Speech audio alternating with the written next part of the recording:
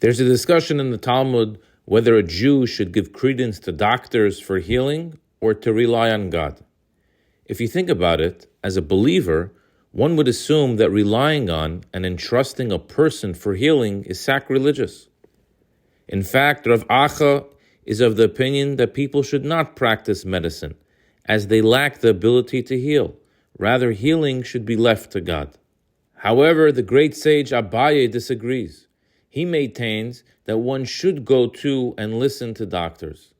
And he backs up his position from a verse in this week's parsha. The Tonei Devei Rabbi Yishmael, V'rapoi Yirapei, Mikan Shenitno Reshus Loroifei Lerapois. It was taught in the school of Rabbi Yishmael that from the verse, Exodus chapter 21, verse 19, and shall cause him to be thoroughly healed, from here we derive that permission is granted to a doctor to heal. The practice of medicine is in accordance with the will of God. Abaye agrees that in theory, going to a doctor for healing would go against the notion of full faith and trust in Hashem as the provider of healing. But Torah gives permission for it.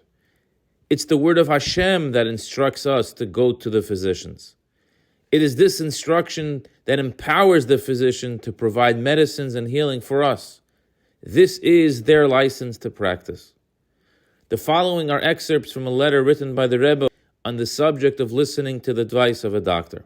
And I quote, "I was distressed to hear that your health has declined, and furthermore, that you are not careful in following the instructions of the doctor.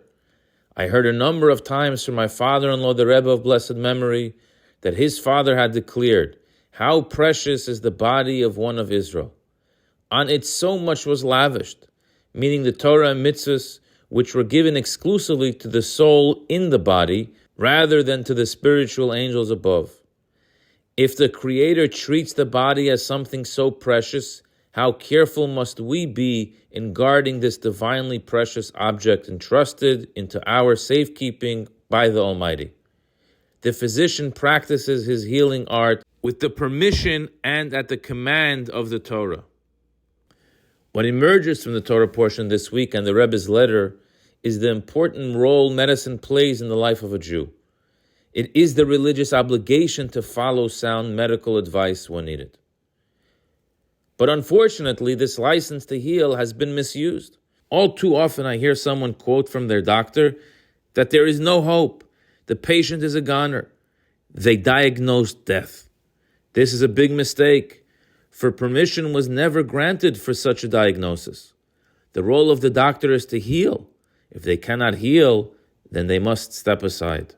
The same Talmud that tells us on page 60 that the Torah gives permission for a doctor to heal, and therefore we must embrace it and follow their instructions, tells us on page 10 that we may never ever give up hope.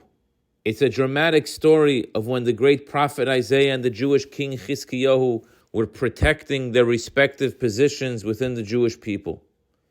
It reached a point at the end of the story when the prophet tells the king that God is angry at him for intentionally not having children. He goes on to tell him that his fate has already been determined and he will not live in this world or in the next world. And even if he were to try now to reproduce, it still won't help him. Chizkiyahu responds, "Kach mikublani mi beis avi abo, afilu cherev chada munachas al tzavari shel odom, al yimna atzmai min harachamim."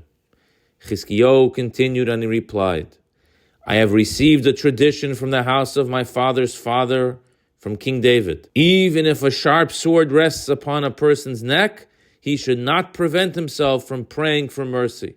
One must still hold out hope that his prayers will be answered. And this is what happened to David himself when he saw the angel of destruction, but nonetheless prayed for mercy, and his prayers were answered by God. As Jews, we know that everything comes from Hashem.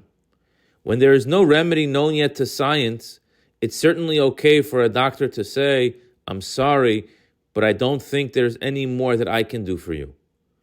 But permission to prescribe death isn't given to the prophets nor to the physicians.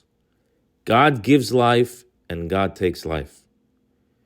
Like the prophets of old, A physician is an agent of God to bring healing into this world. We must show them the proper respect.